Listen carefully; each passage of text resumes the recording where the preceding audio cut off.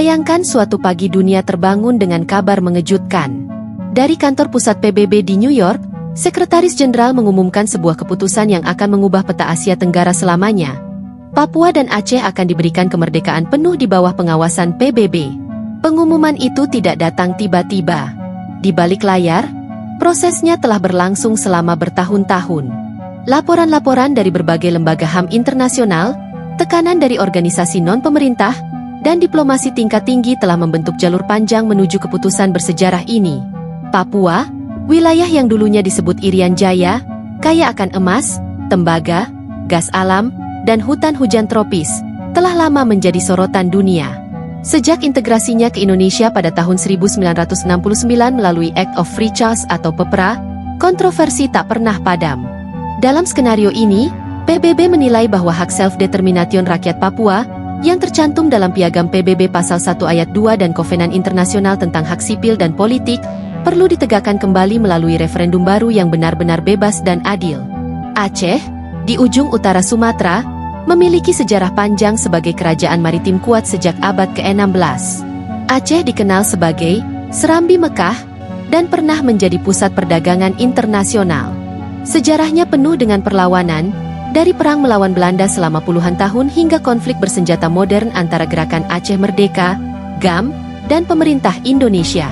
Setelah perjanjian Helsinki tahun 2005, Aceh mendapatkan otonomi khusus, tapi dalam skenario ini, PBB memutuskan memberi kesempatan referendum penuh untuk menentukan masa depan Aceh. Namun, PBB tidak serta-merta memberikan kemerdekaan begitu saja. Ada syarat-syarat ketat yang harus dipenuhi oleh kedua wilayah ini. Satu, referendum yang diawasi PBB dilaksanakan secara transparan, dengan akses media internasional, dan keamanan dijamin oleh pasukan penjaga perdamaian PBB, Blue Helmets. Hasil referendum harus menunjukkan mayoritas mutlak warga memilih kemerdekaan. 2. Perjanjian damai dengan Indonesia. Proses pemisahan dilakukan tanpa kekerasan, dengan kompensasi dan pembagian aset negara yang adil.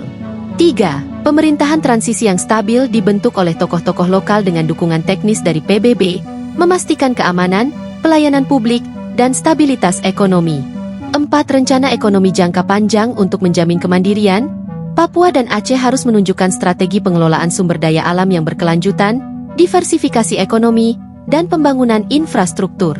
5. Pengakuan internasional. Setidaknya 2/3 anggota PBB harus mengakui negara baru tersebut agar bisa masuk sebagai anggota resmi. Proses ini memakan waktu bertahun-tahun. Selama periode transisi, pasukan penjaga perdamaian PBB ditempatkan di Jayapura, Timika, Banda Aceh, dan Lhokseumawe. Bendera baru mulai dikibarkan di sekolah-sekolah, mata uang baru diperkenalkan, dan konstitusi negara baru disusun melalui sidang rakyat. Dunia pun terbelah. Sebagian negara mendukung, melihat ini sebagai langkah demokrasi dan penegakan hak asasi manusia. Negara lain menolak, khawatir ini akan memicu gerakan separatis di wilayah mereka sendiri. Media internasional menyoroti setiap detail prosesnya, dari sidang PBB, wawancara warga lokal, hingga debat panas di Dewan Keamanan. Namun, tantangan terbesar justru datang setelah kemerdekaan. Papua, meski kaya sumber daya, harus menghadapi risiko korupsi, perebutan kekuasaan, dan ancaman disintegrasi wilayah. Infrastruktur minim, akses pendidikan terbatas, dan ketergantungan pada ekspor tambang menjadi pekerjaan rumah besar. Aceh, dengan otonomi yang telah lama dinikmati, kini harus membangun struktur negara dari nol. Hubungan dengan negara tetangga, pengelolaan sumber daya gas dan perikanan, serta penegakan hukum berbasis syariat di tengah dunia yang plural menjadi tantangan tersendiri. Dan di balik semua ini, Indonesia harus menata kembali dirinya. Kehilangan dua wilayah kaya sumber daya adalah pukulan besar, tapi juga menjadi momentum introspeksi nasional. Apakah ini harga yang harus dibayar demi menjaga perdamaian?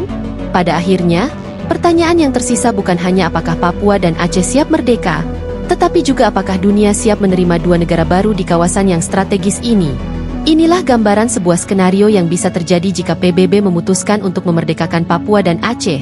Sebuah keputusan yang akan dikenang dalam sejarah, memecah peta, mengubah politik, dan menguji makna sesungguhnya dari kemerdekaan.